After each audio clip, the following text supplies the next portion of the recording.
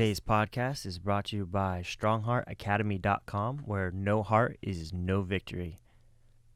We are also brought to you by BJJ To Go. If you want to build your game and learn jiu-jitsu, go to bjjtogo.com. Man. And generally your clients are people that have, they're wealthy people. They have companies probably. They are part of partnerships. So it ranges. Yeah. And I mean, I've taken cases where I've represented undocumented guys and taken that to trial. Yeah. Because I try to do some community service, Yeah. pro bono stuff. Yeah. But yeah, I've done large scale corporations. I've done individuals. I've done all kinds of people that I've taken to trial. It just sort of it depends on the case. Yeah. Usually, unfortunately, because I'm a big firm lawyer, I'm really expensive. Yeah. So I cost a lot of money. But like a case I'm doing right now, which is really interesting, is I'm actually doing social equity. They're doing social equity marijuana licenses. I don't know what that means. So what that means is, the voters in Arizona legalized marijuana. Yep. And as part of that, Recreationally.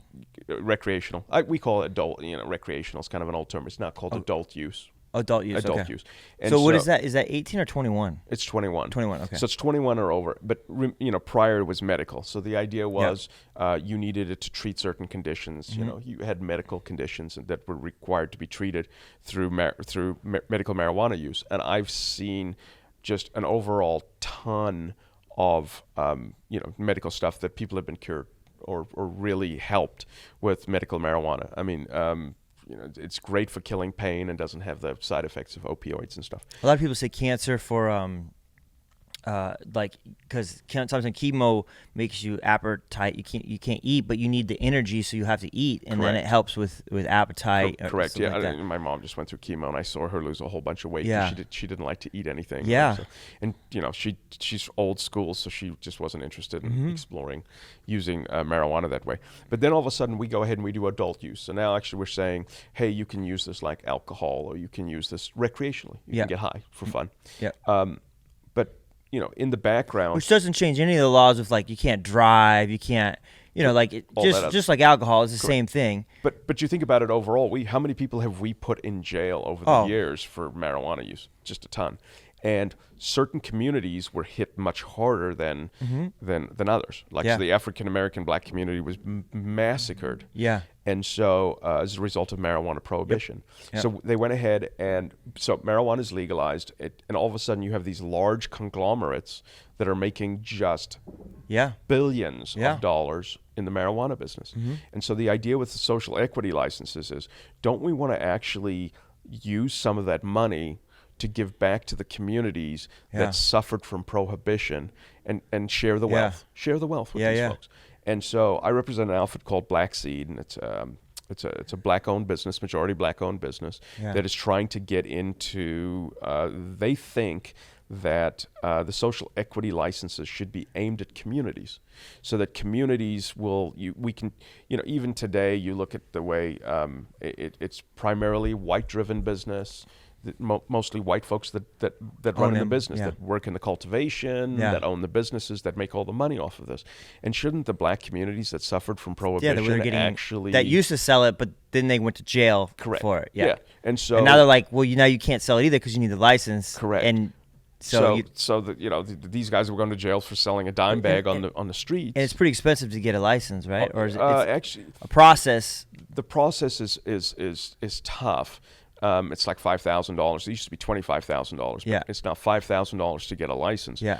But even more than that, the business itself is very sophisticated, very capital intensive. Yeah. It's not like you have a closet where you grow some plants, shitty plants, and try to do that. If you go into a modern marijuana cultivation facility, it's big. It's huge. It is clinical. It's clean. They don't grow in soil. Yeah. It's all hydroponic. Yeah, indoors. It's very, very, very, very technical, very plant science. Plus the cost of security, buildings, moving. I mean, power, I'm water, thinking everything. I mean, I own a business, so I can slightly imagine the costs of this. Well, you have all and these, scale to make the costs. When you replace the lights in here. Yeah. So in a grow facility, the lights you have so many lights and all the equipment, and it burns out. You're constantly replenishing lights, replenishing soil, and the HVAC, the HVAC is immense. The power utilization is huge. Yeah. So it's a massively capital intensive business. Yeah. The margins are great, but you got to get into it. Yeah. So the problem we have with it is the way that they've currently set up the licenses. They basically are going to issue licenses to businesses that are owned 51%. So somebody has to own 51% of the business. And the individual has to be somebody who has a marijuana arrest in their background or had a family who's been arrested. They have to. It has to have been arrested. And they have to be 400% below the federal poverty line.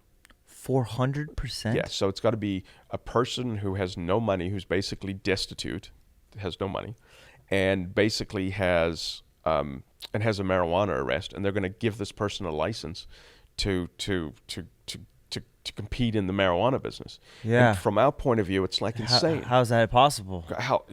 So what's happening is kind of the big marijuana business. Who's going to give that money? Someone that might be a little bit shady too. So if you're 51%, but the other 48%, 49% is going to be probably money from. Well, no. So what's end up happening is the big dispensaries that you see, Yeah. and probably people are noticing this if they actually frequent dispensaries or add text messages.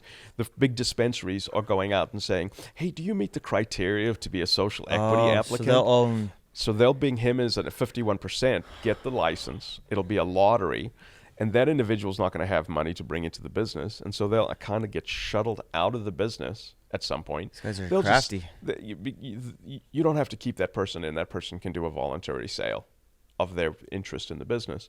And so what'll end up happening is those people are just, they'll apply for the license, and then at some point they just get bought out for, $250,000 or $500,000.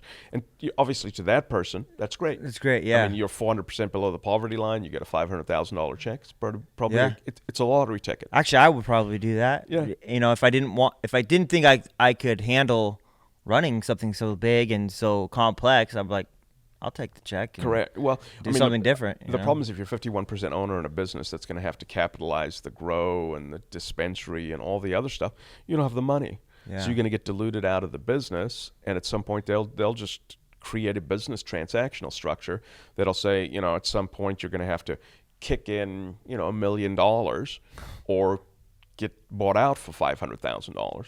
Yeah. And, you're going to tell somebody who's 400%, but, you're going to tell them, if we get the license, and we start capitalizing the business, you're going to have to come up with, $1 million, $2 million, maybe $3 million to do this. Or if you can't, I'm just going to pay you $500,000 for your share. How does that sound?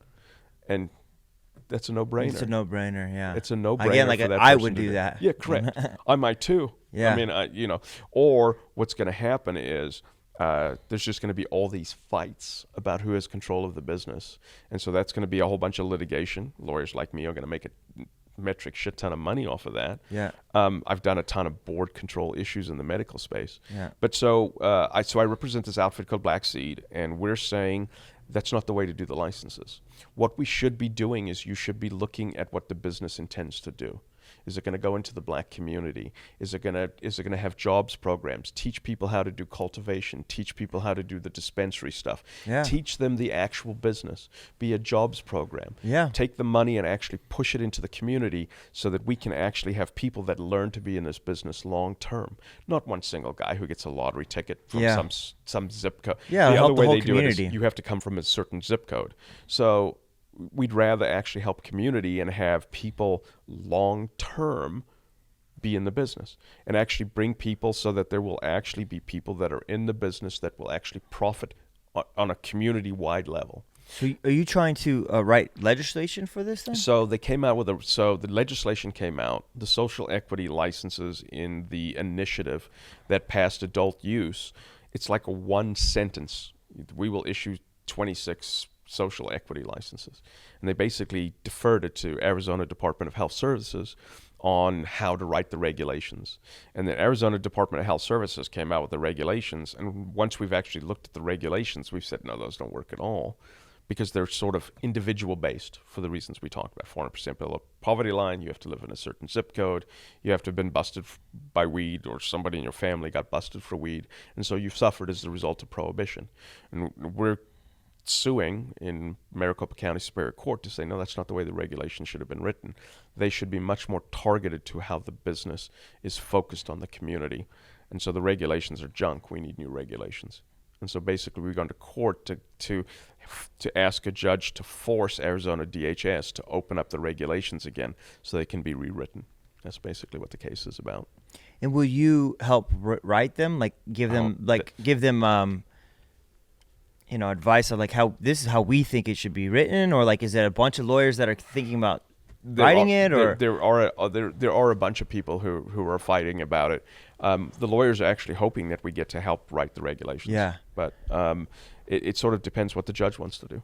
So yeah. I mean, we've sort of said the regulations are junk, and we'll see what happens. But yeah, I would like to write those regulations. Yeah, that would be. I mean, that sounds like could be a great thing for communities. Correct. Job creation. Like, I mean, that's beneficial to these communities that could help. I mean, it's a lot of money. These things correct. I mean, you produce a ton of money. I mean, you get a cultivation facility. It can be a decent sized cultivation facility. Is a $20 million a year business. And so how many people does that hire? Yeah. You have master growers make $500,000 to $750,000 a year if you're a really good master grower. Yeah. So we could teach people to be that. Let me talk for just a second, help me feel that sense of rhythm. Find the meanings in our bearings and discover this position as a stage along the way. Another rung to the ladder, either stalling or you're climbing, and I'd rather be the latter. Instead of getting fatter, let the footsteps resume naturally.